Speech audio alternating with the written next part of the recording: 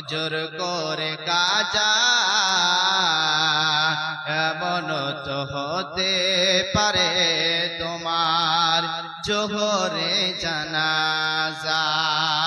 কেমন করে ঘুমাও তুমি, কেমন করে ঘুমাও তুমি ফজর করে কাজা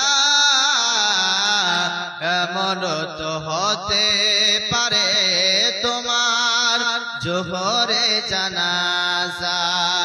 এমন তো হতে পারে আসরে জানাজা।